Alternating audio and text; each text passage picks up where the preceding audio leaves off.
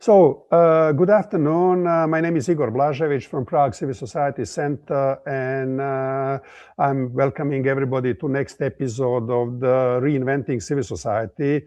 My guest today is Nikola Ristić from Serbia, the activist, one of the co-founders of the organization Sviĉe, which means, I think, sunrise. And Nikola is somebody who basically has a very, very long experience of being the activist in Serbia. Nikola, welcome to the program. It's really a pleasure to have you here. Thank you. The pleasure is mine. Nikola, I always at the beginning ask people, to tell briefly their own story. And so, if we today share some of your experience, some of your understanding about the movements, that it's important for people to understand, let's say, from where you are coming. What is your story?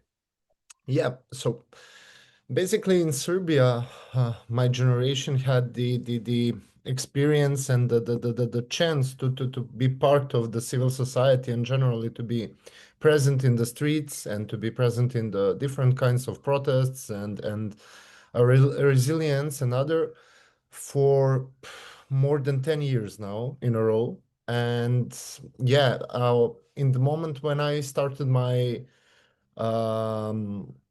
high school education, there was a switch of our government, and in that moment, Serbian Progressive Party came in the position of power, and from that moment until today, for the 15 years they are in the power, led by Aleksandar Vučić. That I think the mostly all of our watchers will know who he is. So. I can say that during the first period of ruling of Serbian Progressive Party, that was kind of, a period of building their empire, and that wasn't that much, period of any protests or anything. Everything looked in that moment that it will be just another government without anything specific, but we knew that they are people who were part of Slobodan Milošević regime during the 19th. So we were kind of prepared, but I was too young to understand in which way to be really, really prepared. Okay. So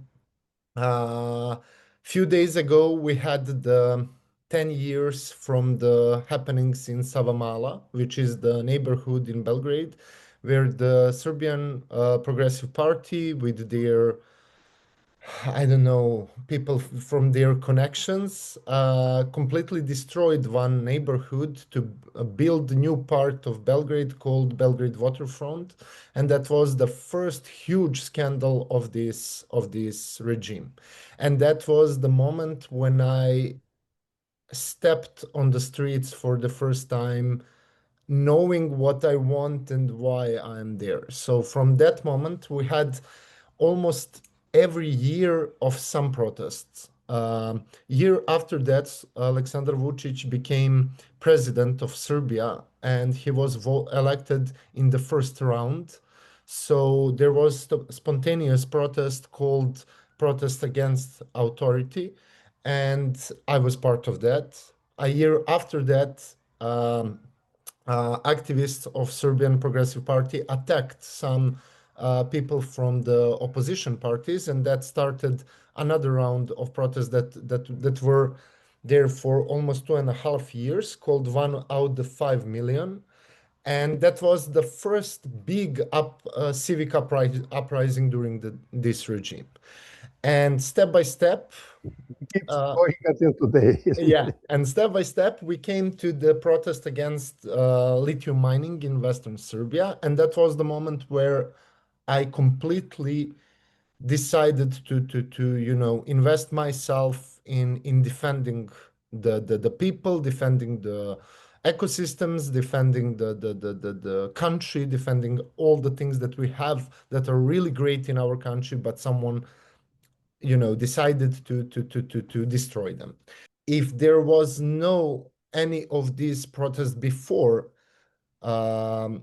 we never could know, what is bad in that protests and how badly they were organized. And then during the 2023, I think, my friend Ivan and we decided to build a new platform for to entertain young people, to make politics more understandable for them, and to make their position in the uprisings and in the resistance and everything more approachable for young people.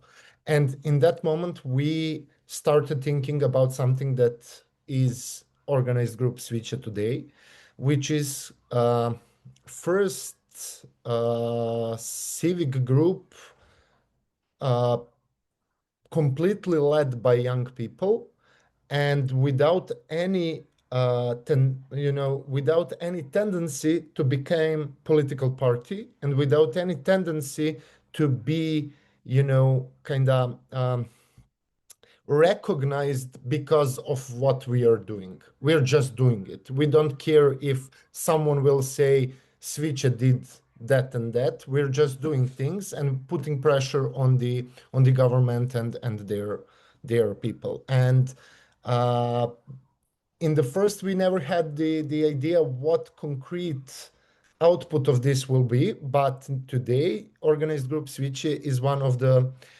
uh, well-recognized youth-led organizations in Serbia. And also the last year, we started building our activist support center in Serbia, which is first center and first organization of that type in Serbia generally.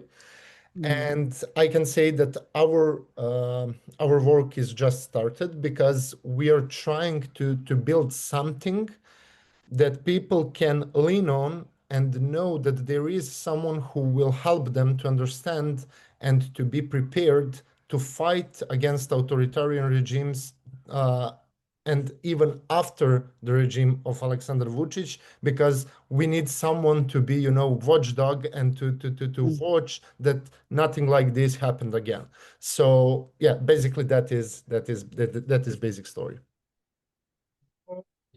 Way, we can also say that basically you have, gathered 10 years of the experience of being activist yourself, and in one moment or now you have reached also the point where you still are part of the activist ecosystem, but at the same time you are taking on yourself the role of kind of help the other younger people joining the movement to learn and to do it, let's say, with a better understanding what they are doing, how, what is the dynamic of the processes they are starting, isn't it?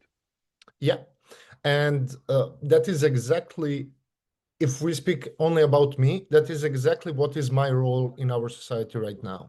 And people often ask me, because I was kind of recognizable face in our political, society for a few years. And now people are usually ask me, where are you? Why are you not the guy that holds, like the microphone on the protests anymore and stuff like that? And I truly believe that leaders of the natural uprisings must be in their 20s, because I'm turning 30 this year, and I really believe that I'm not making decisions in my life anymore like I did 5 or 6 or 7 years ago. And you need that kind of courage, that is kind of and crazy, and maybe sometimes it's not calculated well and things like that, to be the leading figure of natural uprising. And today in Serbia we have students movement, and I'm really glad that I can speak with a lot of them to share my experience, to share my knowledge and things like that. And there is a lot of younger people that work with me right now, and we are designing the programs for the new activists and stuff, and active people general in our society. So I'm really happy with that new role, and it's much kind of, when you're the guy, when you're in the streets, you have just the power of yourself. But when you're supporting others, you kind of can feel all the power of all of these people, and you can be, proud on any action that they held, So it's kind of more boring. I know that it's more boring for youngsters, but from my position today, it's really, really beautiful place to be. So let's start first with for the people who basically know something about Serbia but don't know a lot.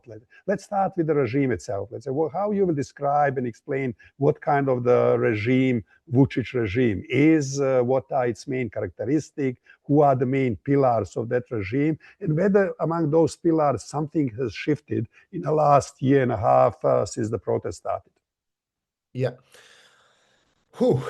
It's kind of hard to describe regime in Serbia in few words, but it's something that people of science, people from political science call authoritarian, competitive authoritarianism. So that is something that probably best describes what we live here, because we don't have democracy. It's called democracy. It is in our, laws, and our system describe that we are democracy, but we are not. There is some competition, but that competition is not democratic competition. That is competition when, in the end, Aleksandar Vučić wins. So whatever you do, he will win. And that was the situation for almost 15 years. To help to help people who are watching us to maybe better understand where is the position of Serbia right now, I always like to say it like this: there is Belarus, and then there is Georgia, and there is Turkey, and then there is Serbia. So that is it. And the difference between Belarus and Georgia and Turkey and Serbia is kind of similar, So we're not yet at, Lukashenko point, but we are rapidly, we are running in that direction. So we had some local elections a month ago. Two of my friends, in capacity of journalists, have been beaten in the village where they took footage for their magazine, and one of them has been almost killed, and his lawyer said to the public that we are lucky that he hasn't been killed. And they broke his facial bones, kind of closed his eyes and stuff like that, and they had an axe and beaten up him with an axe. So it is really, we are really happy that there was no more consequences and more dramatic scenes. So that is kind of. And then we probably, it's important to say also that basically the essence of the regime is also kleptocracy. Let's say that Yes. There's no ideological regime in any way. It's successfully playing whatever is nationalism or whatever in that moment is useful to play. But the essence of the regime is basically being a kleptocratic, deep systemic corruption. Absolutely. So basically, they are having all the tools, all the legal and illegal tools in their hands, because they are controlling all the institutions, but they are controlling all the mafia in the state also. So when you have, someone like that in front of you, it's really hard to organize anything. Especially when you know that Aleksandar Vučić himself, and others in his party and their crew, they played, not playing anymore, but they played very well in the international level. So they had really good propaganda for outside and inside. So when Aleksandar Vučić goes to Brussels, he's like, yeah, we will do whatever it takes, just give us some money and everything will be done. And then he comes to Serbia and he says, yeah, I told that stupid people in Brussels that they cannot play with Serbia and stuff like that. So there is always different story for outside and inside. And the thing that you mentioned about the kleptocracy is something that we really live, and that is the crucial point how we came to this point with this uprising. And I will try to be short with that. So I like to say that Serbia is the worldwide money launderer. We have French money, Chinese money, Russian money, German money, whichever Arab money, I don't know, Israeli money. So different money from different parts of the world laundered here. So they're washing money for anyone that wants to wash their money, and they're taking a cut. And that's how we happen to be in a position that almost all active minings in Serbia are now possessed by Chinese companies.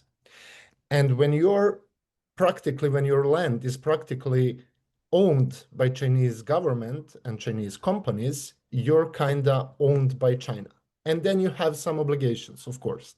And some of that obligation says that in some infrastructural projects, you can hire only Chinese companies. And that's how the Chinese companies were hired to rebuild Serbian railways. And during the process of rebuilding Serbian railways, we had the situation of rebuilding the railway station in Novi Sad, second largest city in Serbia. And after the finishing the reconstruction, 6 months after that, rooftop collapsed and killed 16 people. And that was the moment when uprising started. That was the moment when the biggest students' movement in history of Serbia started. And that was the beginning of people waking up and starting to understand that the corruption really can kill you. And even though we had some different happenings in Serbia in the last few years where the corruption also killed some people, that wasn't clear enough. But now, when you have 16 people, there was children, there were some elder people, there were some people from outside of the Serbia. There was one Macedonian guy that works in Novi Sad. That was randomly picked who will die. So that randomness of killing people was, in my point of view, the crucial point for people to wake up and understand maybe I am the next. And me personally I can say that I had a big role in that, in what happened after that, because I was the first person who called on the streets right after the collapse. And that was, to be completely honest, from the personal reasons. My partner, she lives in Novi Sad. I live in Belgrade. We use that railway a lot. Half of our group, organized group SviĆe, is in Novi Sad. We have really personal connections with that railway. And it was kind of, one of our main activists missed that train that was scheduled in that moment. She decided to drink one more coffee and to go on the train later, and that saved her probably. So it was kind of personal for me, and I was like, okay, we now know how to do this. We are on the streets for many, many years. We have organized group. We know what we are doing, what is our role. I will call people on the streets. And in the moment, 2 days after, when we organized this this happening, Serbian secret agency called BIA, like Security Information Agency of Serbia, they kidnapped me and installed the illegal spyware in my phone and tried to follow our activities after that. And we have lived under, you cannot imagine what kind of repression we had in next month. And I don't want to bother people with that, but after a month, we and some other people that started going to the streets decided together to start holding like memorial on every Friday in 5 minutes before noon, which was the time of collapse of rooftop, for 16 minutes. In the first, it was 14, but 2 people died later in hospital. So we started every Friday in 5 minutes before noon, and everyone just stop whatever they're doing and stand on the streets for, like memorial and like the the way of protest and everything. And during one of these happenings, students from Faculty of Dramatical Arts stood in front of their faculty, and people from Serbian Progressive Party, from ruling party, came there and beat them up. And that was the crucial point where the students decided to join and to start blockages of their faculties. And these blockages were held for many, many months. I don't remember anymore how long, but that was the moment where people started to recognize students like the new leaders of this. And in that moment, it was kind of clear that that was the starting point of this regime falling down. Why is that like? If I can, Nikola, if I can just jump in, because we have already started to talk about the different phases, how the movement has developed. Really kind of starting with a small group of the young people doing something, and in one moment kind of reaching really kind of incredible kind of scale and of what is done. So I would really like if we can try a little bit, let's say, go through these different phases and which tactics has been used in each of these phases. You have already mentioned kind of one thing, what I found really ingenious, that basically you had these kind of 15, 16 minutes memorial things. It has its very clear DNA, which can be replicated enormously. Everybody can repeat this 15 minutes standing somebody highly emotional mourning situation. So that has been powerful. That has been excellent tactics. And then the next, what you mentioned, has been students occupying the faculties. What are the other phases, and can you drive us a little bit through the phases and the tactics? Yeah, you can imagine like Serbia outside of the European Union and on the border of European Union, but with the history that lean on Russia and China and everything. We don't have really nice media culture here.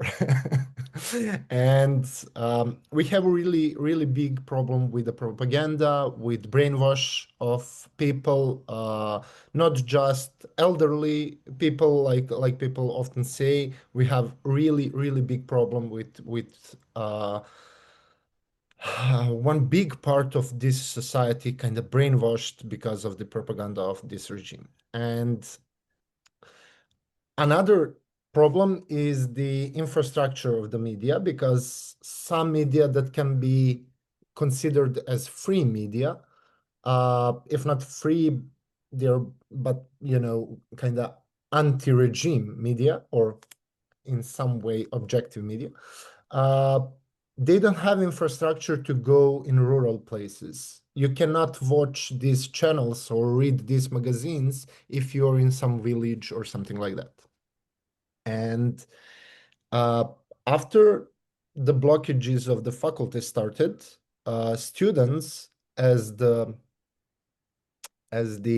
symbol of sacrifice, but also the tactic for mobilizing people and informing people in the places where they cannot be informed, started their marches from one part of Serbia to another part. And that escalated enormously. They started marching, from Belgrade, like the capital, to Niš, which is in the southern Serbia, like, 350 kilometers, or going to Novi Sad on the north, after that going to Kragujevac in western Serbia, and so on and so on. And you can imagine the reaction during that, because these young people, they were not just, doing some marathon or whatever. They were, people on the mission to inform all the Serbian citizens what happened in Novi Sad and what are the consequences of what happened and what is our role as the citizens in all of that. And I don't know, when you see young people from urban areas, like educated young people who have privilege to study, to be in the faculties,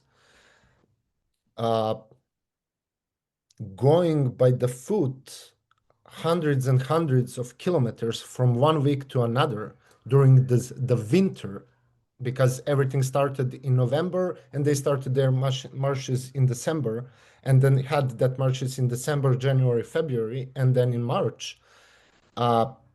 You can see, people from rural areas bringing them whatever they have in their houses, supporting them, celebrate them. It was kind of, it was so huge. It was brilliant because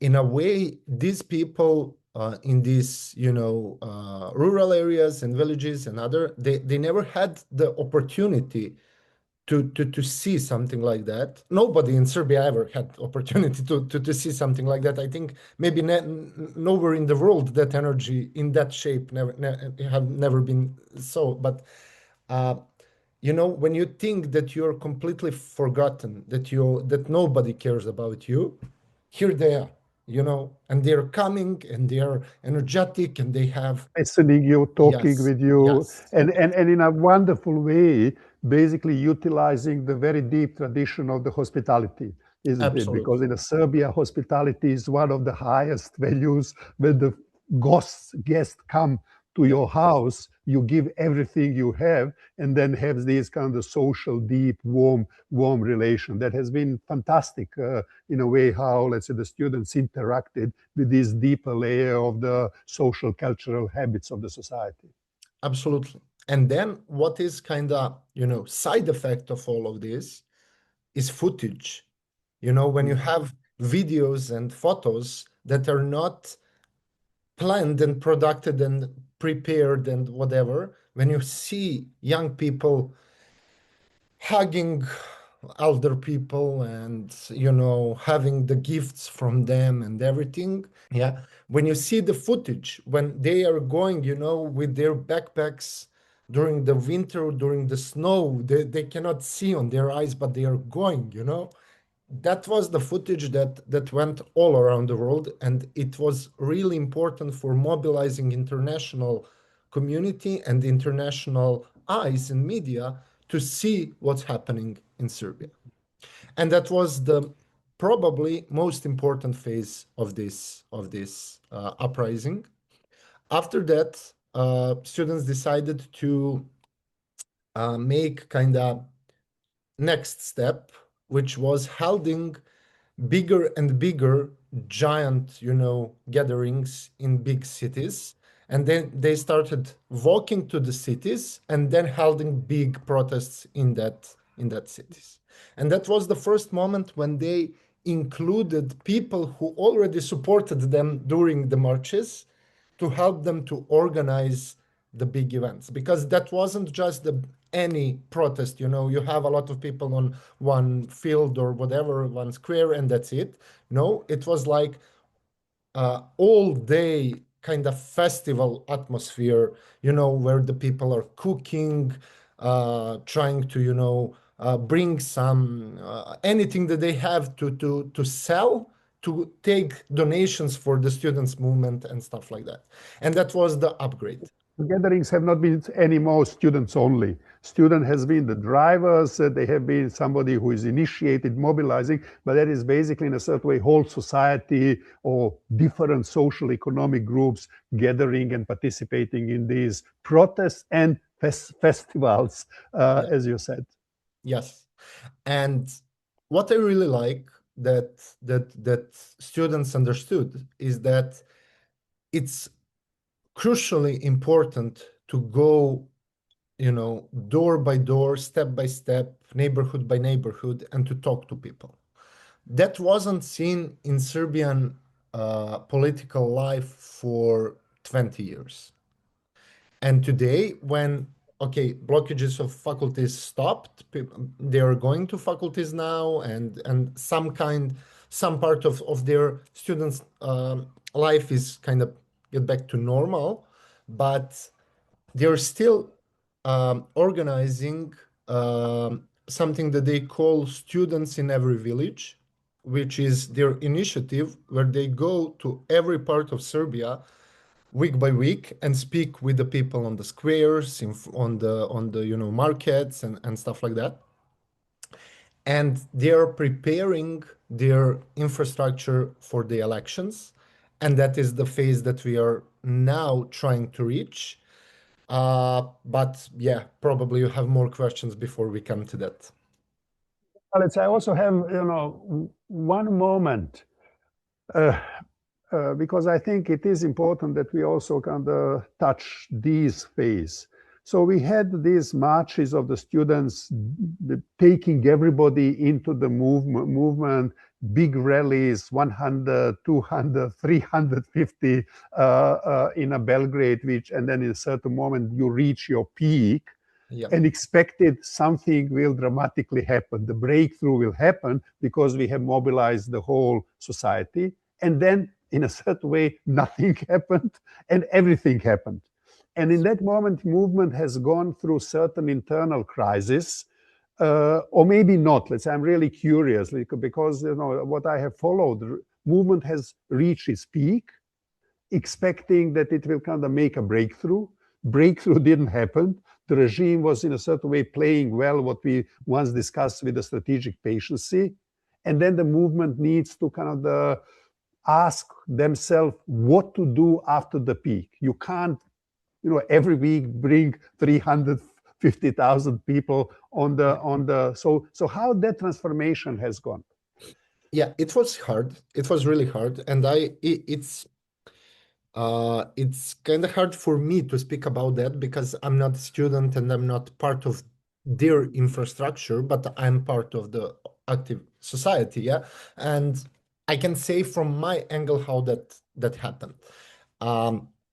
On the 15th of March last year, we had that gathering that you mentioned. Someone says 100,000 people, someone says 500,000, someone says 800,000 people. They're Big number. yeah, big numbers, but we can say that definitely that was the biggest gathering in Belgrade history. That there is no debate on that.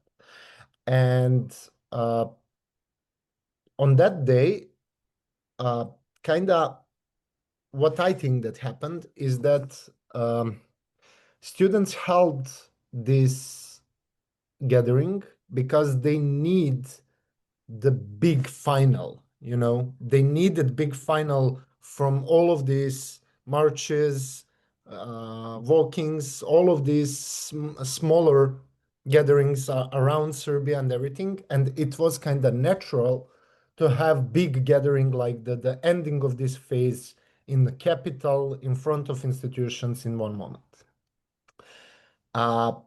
What students probably didn't have in their calculation is that it is really hard to control that crowd, that big crowd.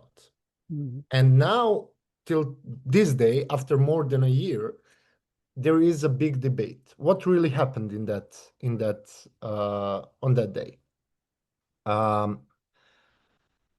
There was a lot of people on the streets. There was some students' performance. There was speeches, whatever. And in some moment, regime activated something that international,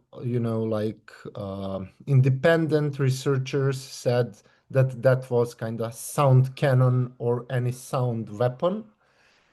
And in that moment, people started panicking, running around and everything. And in that moment, because of the safety reasons, students said that the gathering is over and called people to go home. Regime used some equipment that is not legal in Serbia. But we are coming back to our previous topic. They don't need to use it legally because they own all the institutions and they own all the mafia, so they own everything. Nobody will judge them because of this. So they used the illegal weapon, and that wasn't the only thing that they used. They used something that we can call as the paramilitary camp in between of Serbian institutions that is still there in front of the president building and in front of our parliament. In the center of Belgrade, as the capital, there is paramilitary camp that nobody can enter for more than a year now. And that is something that they formed, and they used police to kind of, and secure that field. And during this big protest, this park was full of fully armed people waiting for anything to happen, to start shooting on people, to start beating people and stuff like that. And all of us, we knew that that will happen. And what I said that is debate till today is if students did good or bad by calling people back and stepping back. I was the first, I need to say that. I was the first to say that was the bad decision. And I was the first that said, you shouldn't focus on the moves of regime, you should focus on your moves. And it's tragic that you scared of the, propaganda tactics of the regime. But after more than a year, I kinda, not completely, but I changed my mind in the way that maybe they didn't prepare that gathering good. Maybe they could prepare it better. Maybe they could be in some way, better equipped with more tactics, with more knowledge, whatever. But if we exclude that part and we watch only this part when regime attacks people, I'm absolutely aligned with their decision to call people to step back. Because if that didn't happen, nobody knows what could be the consequences. And probably they would took that moment to completely destroy students' movement by, terroristic accusations and stuff like that. So probably that was good moment. And because of all of this, when you have 350,000 people in the streets and nothing happened, people are naturally disappointed, and people went home disappointed, and people went home like, okay, we don't, we don't say that this is students' fault or whatever. We are not blaming students, but we are kind of disappointed. And naturally, after that, because that was the peak of all the peaks, the energy got down and everything transformed. Until that day, students didn't ask for the elections. They asked for the system changes, and they asked for their demands. After that day, students understood that the regime will do anything but, facing their demands, and that the regime is not prepared to talk with anyone in any other way than force and weapons and fight and things like that. And that was the moment when students changed their perspective and started asking for elections and started preparing something that is now famously known in Serbian society as students' list, which is the list that nobody still saw outside of the students' movement. And that is something that they are preparing for next elections whenever they will be held, We don't know that yet. We don't know when we will have elections. The regular elections are scheduled for the next year, but Aleksandar Vučić said that probably he will give the elections this year. I personally don't believe him, as I never had, but we don't know. And the students' list is the list for elections that they will candidate, full of different people, from different parts of society, led by experts, professors, and other people who know stuff, but without students on the list. And that is really important. Yeah. I think that was basically exactly during that time when, after this peak, after this kind of certain temporary withdrawal of the movement, and when it has gone through the internal partly discussions, partly crisis, what happened and how to go on. Around that time, you have written one very interesting paper, which you called "The Power of the Propaganda: Who is manipulating us and how, and why do we feel bad?" And that paper, you have, I understood, primarily written to your colleagues, activists, where you summarize a lot of your experience, a lot of the understanding of that particular crisis moment. And I think it will be interesting if you can share with us a little bit what have been the key messages, what you have been trying to articulate in that moment when you realize that movement which you are partly part of is going through these internal crises and feeling bad, as you said, feeling disappointed, feeling confused. Yeah, I tried, and you helped me a lot, and thank you for that, because we had our discussion on that topic few months before I wrote that article. But yeah, my basic thesis there was that this regime, and not only this regime, but probably all the authoritarian regimes around the world in this moment, are using propaganda tactics and strategies in the way that whatever your answer is, that will make more harm to you than to them. They're trying to organize complete chaos in our societies, so we cannot we cannot peacefully watch what is happening, and then we are wasting a lot of our energy on thousands and thousands topics every day. And that is one of the best strategies to regime. Exhaust us, basically exhaust us, isn't it? Yes. Yeah. And my message was basically in the way that we need to understand how they work, and we need to use some of their tactics against them in the way of knowing our game and knowing their game, but focusing on our game, not on their game. And that was the I think most important message in that article.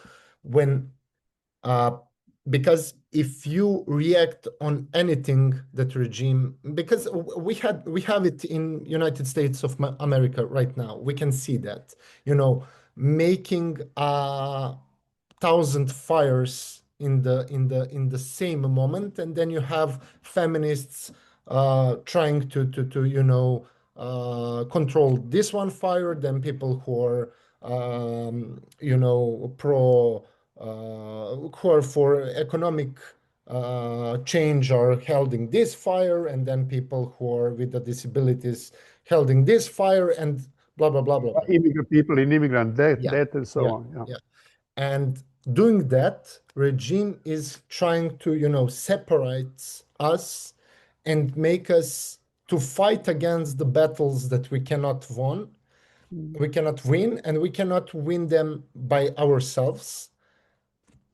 And what we should do instead of that is getting together and trying to punch regime in the dots that are really important for them, and that dots are always connected with the money. And if you're reacting on something, I will give just the plastic example, but if you're reacting on the corruption with blockages of the roads, you will not stop corruption to go on, because the most important things are happening on the highways and the railways, and there is a money. They're transporting the materials and everything there. The bank systems are also not harmed, and stuff like that. So my thesis basically was to understand what they are doing and what they are hiding behind that, and where to attack and what to follow, basically. Yeah. So in a certain way, they are creating in a certain way, real cases for us, because they torture somebody, they beat somebody, they say something outrageous, they say something stupid, but in a certain way, they are making us busy and entertaining us in a bad way through all these things what they throw to us as a smoke bomb, so as a bones. And while we are busy with that, let's say they are basically consolidating the real power. And your thesis is we need to shift on what is generating real power and pressure them there, isn't it? Yeah. Yes. And that was the point. And beside that, I described, I don't remember how many, but few really important strategies from regime that they are using, and that are really well known in the PR circles. But I tried to explain people why they feel exhausted and why they feel, I will just give one example. One of the guys that died in Novi Sad, his mother is now one of the figures that you can see in this movement. She's present, she's there. From time to time, she has some speeches for people and whatever. And you can imagine what is the tragedy of one mother losing son or whatever. And then there is hunger strike from her side in front of Serbian assembly. And next to that place where she's sleeping for many days during the hunger strike. Right after that, there is the paramilitary organized camp that I mentioned, and they brought the big speakers and started playing music that celebrates, connections between mothers and sons. So there is no normal person in the world that would do something like that. That is something that only completely evil person can do. And they will do it. And they did that, and they will do anything else for that, because they don't care about your emotions. You should care about your emotions. They're using them against you as the weapon. So that was one of my theses, to understand that that is not normal. I can say it's not normal, but they will do it. And used to it. We need to use to it. They will do it. We need to defeat them, to stop them doing that. Stop, be shocked how it's possible that they are doing this. It's possible because that is part of their strategic plan, and that's it. Go a little bit and try to explain the students as the drivers of the movement, and then the broader ecosystem. We have on one side experienced activists, we have established civil society organizations, independent media, opposition political parties. So what has been initial relations of the students and student movement and these other players, and whether something has changed since basically the movement started? Yeah, in the starting point, students, because when you have many years of anti-political narratives in one society, because that was one of the strategic moves of this regime, to make people completely apolitical. and to think that politics are something that is rude and wrong and that you should not be part of it. So we had a lot of young people that were completely uninformed about the political life completely. I really think that most of people who are today part of the students movement 3 years ago haven't had any clue who is the person beside Aleksandar Vučić, but never had a chance to inform themselves about how institutions works, who are the responsible people, and other things. But that changed. But regime used that moment to try to sneak into students' movement with narratives, with some. Of course, there are people who are students and they are part of the Serbian Progressive Party. That is a natural thing, of course. And they tried through that channels to scare students of having relations with anyone.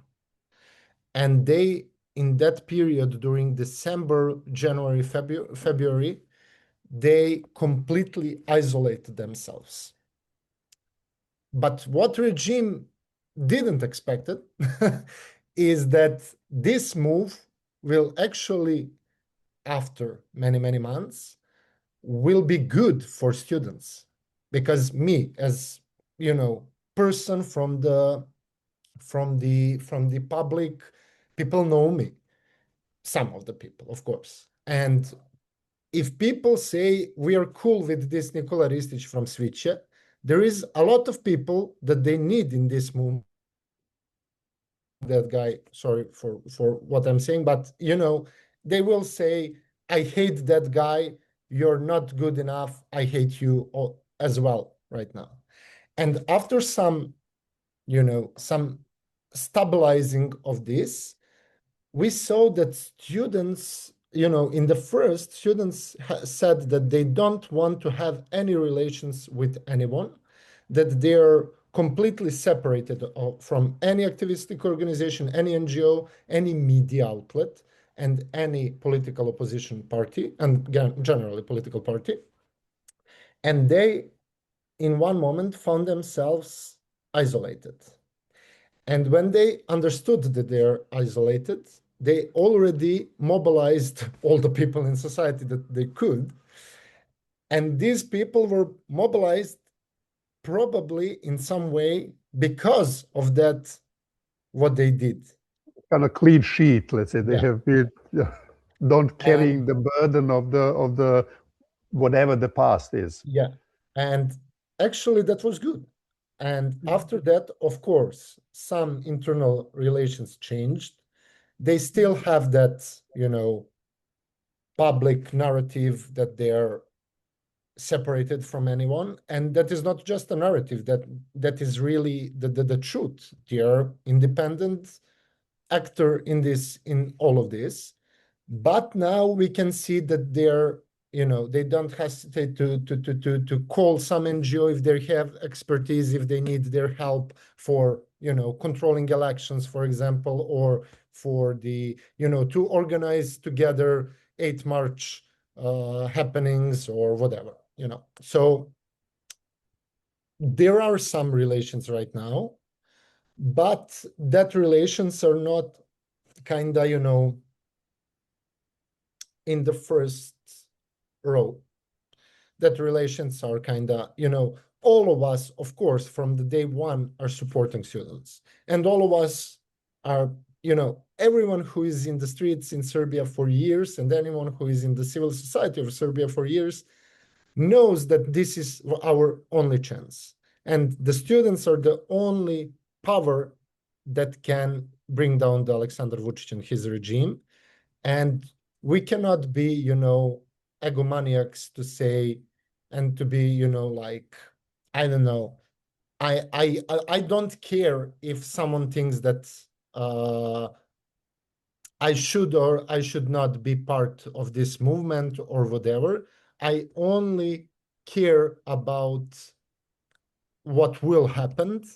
And if students alone are the answer, then I would step back, absolutely. But now we have some mixture of that. We need students who need support, but people don't want to see me or some figure from oppositional political party. They want to see students, but students are sometimes tired. Sometimes they don't have knowledge, experience, whatever. I will be there, and all of us will be there to help them, but this is their struggle primarily. Okay. And in a certain way, now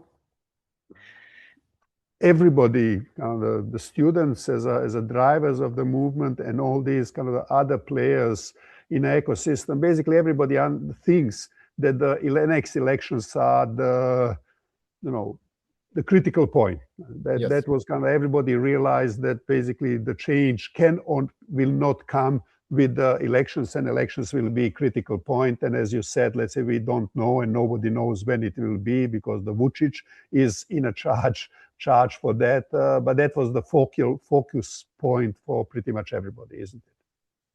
It is. In this moment, there is nothing else that matters for people in our political life. People are now like, the only thing that we care about is when the elections will be held, and that's it. Okay.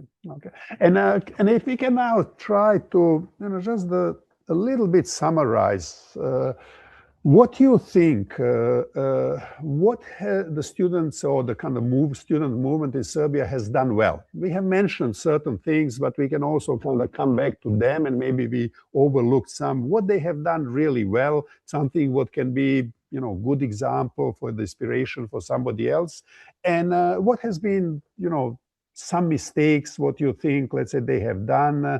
They have probably overcome already these mistakes, but it's a good if we articulate them for the better understanding. Yeah, what they have done, I would say that more than 90% of things that they done were really good things. Some of them were already known, but some of them were new. But of course, in the first place, going all around the Serbia by foot, that is the crucial point. Having no centralized source of power. They're decentralized system, and they in that way they escaped the threatenings from the regime to destroy that center. Because in the moments when there was crisis in the Novi Sad University, Belgrade University had more things to do, or Niš University or Novi Pazar University. So decentralization was one of the really important things. Communication with the people, but not all of the communication. And here we are coming to what could be better, but what wasn't that good. So basically, they mobilized people to whatever happening in this society needs to be through the prisma of what students are doing. Today in Serbia, you're not cool if you're not doing something that students are doing. And if you want to be cool, you need to do, and it doesn't matter if you are in the elementary school or you're, elder people or whatever. So that is basically. But what was the mistake in their communication? And we're coming back to our previous question, is that separation from other organizations that they did, doing that was good. But the way how they did it made a lot of consequences against the people who are truly on their side and who truly fight against this regime for many, many years. And in the way of their communication, there was, some sound that says, these people are not good for us. Not these people and us, we are not the same. It was, we don't want these people. these people are bad or what. Never explicitly said, but that was the Undertone is like that, yeah, let's say. yeah. And from today's perspective, I can say that they learned about that and they stopped doing that. And from that moment, we can say that everything again went on the good side. And of course, I really think that their humor is really important in all of this. And they're not scared to point finger in people who are responsible for what is happening here. You know, when there was a really important moment when Aleksandar Vučić had the media conference inside of President building, and he said something, if they come in front of my doors and blah blah blah blah blah blah. Immediately thousands of students were in front of his doors during his media speech, and then you could hear on the microphones on television the crowd from outside of the building. So yeah, that I think that is the one of the most important things. Yeah. There is one thing what is relatively unique for the student movement, for the Serbian student movement, compare with the movements what we have in our region. Because, for example, when the Belarus movement is on its peak, and then when it's faced the heavy crackdown, it really kind of looked a lot into the Europe and what the Europe can do for them, how Europe can pressure the regime. The Georgian movement currently is looking a lot into the Europe and how the Europe can intervene diplomatically through the sanctions, through other things. So all these movements invest a lot in an expectation that Europe will help them. United States less so today.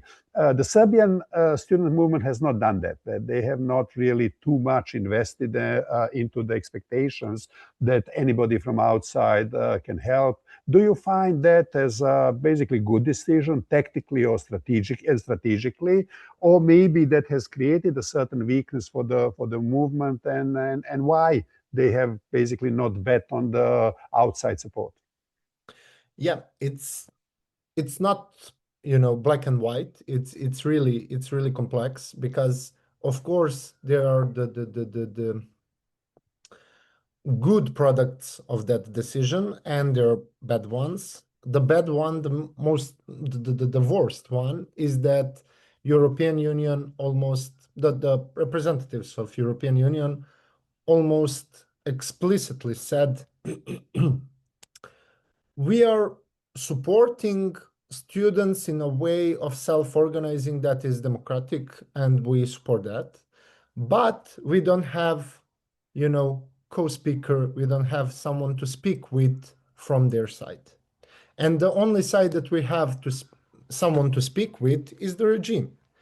And okay, that was something that made students movement and all of us to wait for better reaction from outside, and especially from European Union. But what is the truth behind that is that if students in any moment explicitly asked European Union for any kind of intervention, help, support, or whatever, support to students movement would disappear from almost a half of people that support them. And as well, if students ask Russia for help, then other part will. So I really think that European Union had, I myself, I have my political position is not important for this conversation, but I think that Serbia should go in direction of European Union. But I need to be completely honest. European Union disappoint us a lot of times. And European Union knows who is Aleksandar Vučić, and they know with which kind of people they are doing their politics for many, many years in Serbia. And actually they did nothing before last year. So actually, if we see what is happening right now, where like European Union is threatening Serbia with freezing the money, trying to, having the really strong papers that were, voted for in the institutions last year and everything. When we see that, we can say that students' movement kind of pushed European institutions in that direction without explicit asking for that. And I think that in the end, that was the good decision.